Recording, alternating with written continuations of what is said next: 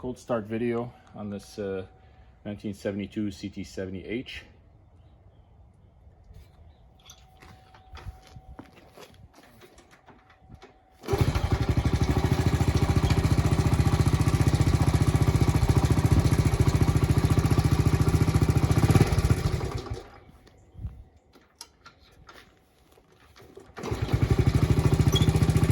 Just gonna let it idle for a little bit. It's not choked. Always starts right up.